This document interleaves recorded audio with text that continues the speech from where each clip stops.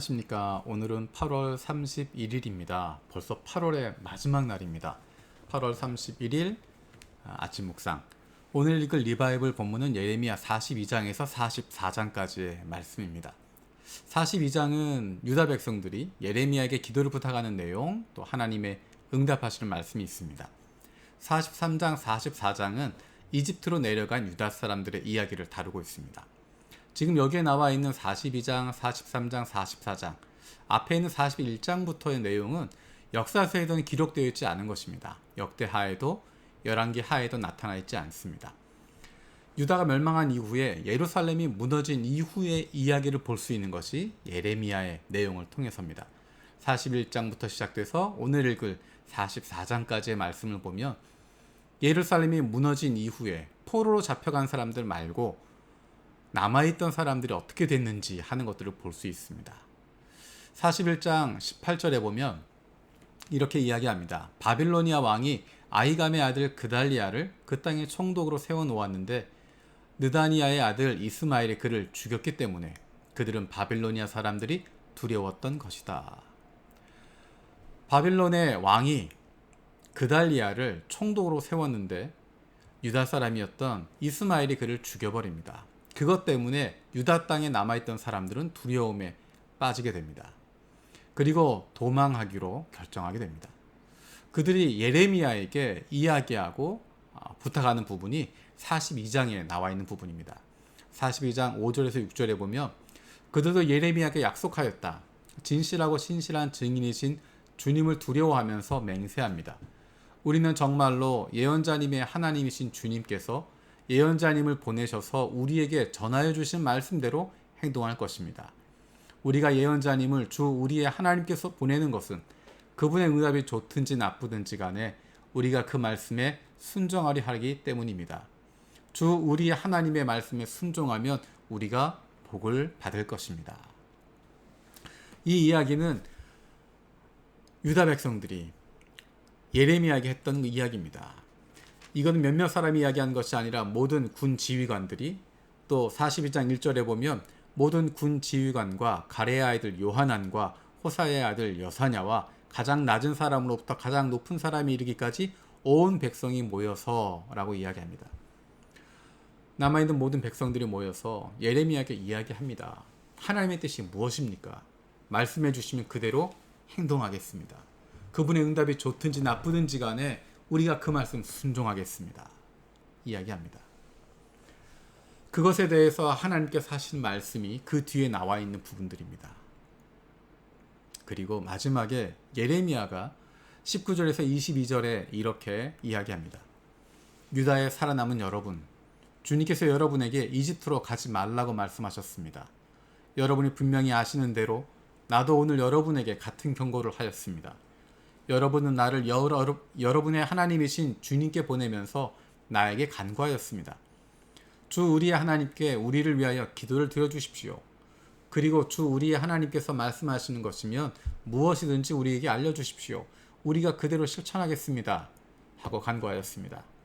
그러나 여러분은 이 일로 치명적인 실수를 저질렀습니다. 나는 오늘 여러분에게 이 모든 것을 알려드렸습니다. 그런데 여러분은 나에게 청해서 여러분의 하나님 주님의 말씀을 들었는데도 그대로 따르지 않았습니다. 그러므로 이제 여러분이 가서 정착하기를 바라는 그곳에서 전쟁과 기근과 연병으로 죽는다는 것을 확실히 알아두십시오.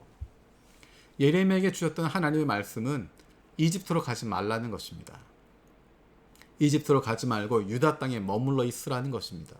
바벨론 왕이 죽이지 않는다는 것입니다. 그러니까 그 자리에 머물러 있어라. 유다 땅에 머물러 있어라. 이집트로 가지 마라. 라고 말씀하십니다. 그 말씀을 예레미야가 그대로 전달했습니다. 그런데 그에 대한 사람들의 대답이 너무 황당합니다.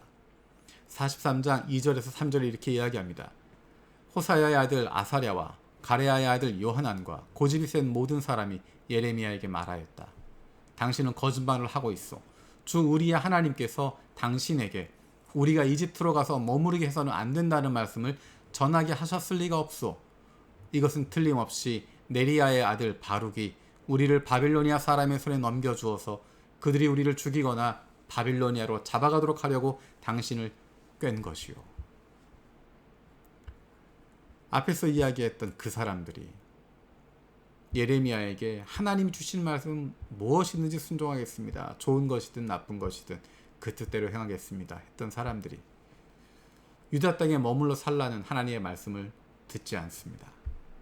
왜냐하면 41장 17절에 나와 있는 것처럼 그들은 이미 이집트로 들어갈 작정으로 도망치고 있었기 때문입니다. 그 마음속에는 이집트로 가야 산다라고 판단하고 있었습니다. 그래서 하나님께서 유다 땅에 남아있어라 라고 이야기했지만 43장 7절에 있는 말씀처럼 이집트 땅으로 들어갑니다. 이처럼 그들은 주님께 순종하지 않았다 라고 이야기합니다. 이 사람들이 왜 주님께 순종하지 않았을까? 정말 이 순간에만 주님께 순종하지 않은 것일까? 44장에 나와 있는 모습을 보면 이들의 실제 모습이 어땠는지 볼 수 있습니다. 그들이 두려움 때문에 잠시 하나님의 말씀을 어긴 것이 아니라고 하는 것, 그것을 보여줍니다. 44장에 유다 백성들이 이집트에 이주해서 살고 있는 모습을 보여줍니다. 놀라운 것은 그곳에서도 이집트 땅까지 가서도 유다 성읍들과 예루살렘 거리에서 우상 숭배했던 것처럼 이 사람들의 조상들이 우상 숭배했던 것처럼 이집트 땅에 가서도 똑같이 우상 숭배하고 있다는 것입니다. 오히려 그것을 더 열심히 하고 있습니다. 더 떳떳하게 하고 있습니다. 우리가 우상 숭배하지 않아서 이렇게 벌받은 거다라고 이야기하고 있습니다.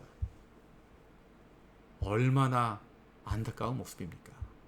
다르게 이야기하면 조금 전에 이야기했던 우리가 하나님 말씀에 순종하겠습니다라고 했던 그것은 거짓말입니다. 한 번도 그들은 하나님께 순종해 본 적이 없습니다. 한 번도 하나님만 섬겨본 적이 없습니다. 말로만 하나님 섬긴다고 이야기하고 말로만 하나님 뜻 따르겠다고 이야기했지 자기 뜻을 따랐던 것입니다. 자기 고집대로 했던 것입니다. 가끔 자기 고집한 것대로 하면서 하나님이 원하시는 것인 것인 양 꾸미고 했던 것뿐입니다. 그들은 하나님 섬긴 사람들 아닙니다. 하나님 바라봤던 사람들 아닙니다. 하지만 바벨론으로 끌려갔던 사람들은 그들은 회개하게 되고 우상을 버리고 하나님만 섬기는 신앙을 회복하게 됩니다.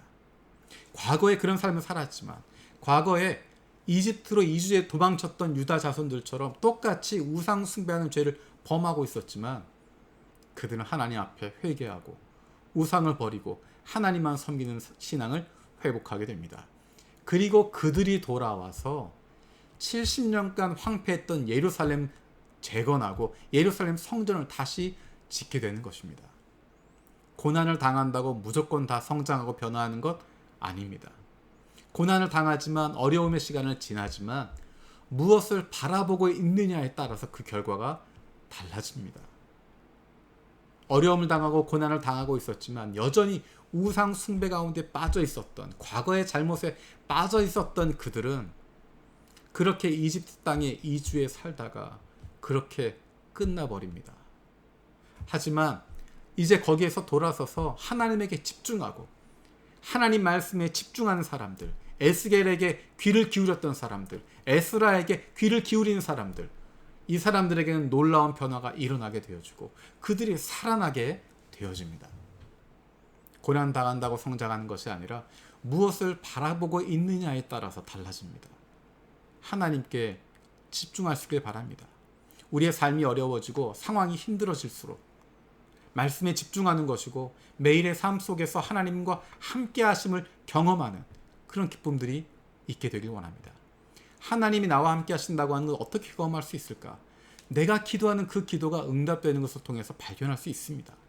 내가 기도하면 하나님이 들어주시는 것, 그것을 보면서 하나님이 내 기도에 귀를 기울이시는구나.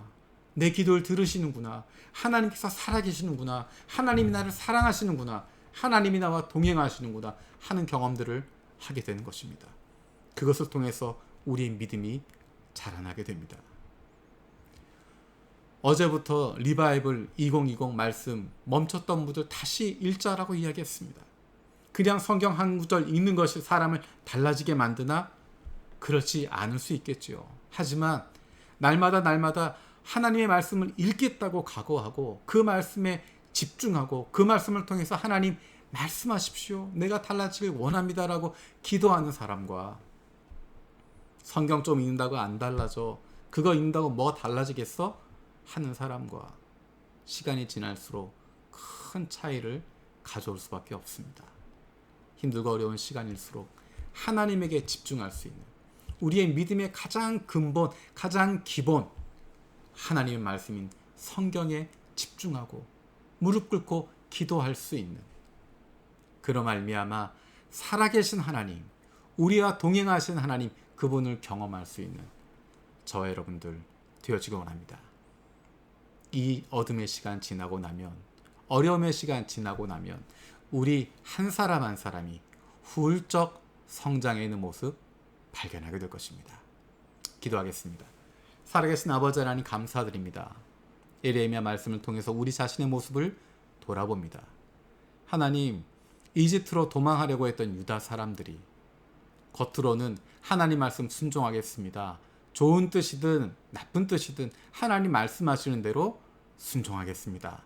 그렇게 이야기했지만 자신들의 마음에 먹고 있던 것과 다를 때, 자신들이 생각하고 원하던 것과 다른 결과가 나왔을 때 이건 하나님의 뜻이 아니다 라고 이야기했던 모습을 봅니다. 실상은 그들이 한 번도 하나님의 뜻 순종한 적이 없었고 늘 우상 숭배하고 늘 자기 고집대로 살았고 자기가 원하는 것만 이루고 살았던 사람들임을 기억합니다. 하지만 고통의 시기에, 고난의 시기에 포로로 잡혀갔던 유다 자손들은 그 가운데 하나님 앞에 회개하게 되고 우상 숭배를 버리고 하나님만 섬기는 신앙을 회복하고 그로 말미암아 그들이 돌아와서 70년간 황폐되었던 예루살렘을 재건하게 되었던 모습을 봅니다. 하나님, 어려움의 시간을 통하여서 고난의 시간을 통하여서 하나님께 집중할 수 있게 하여 주시옵소서.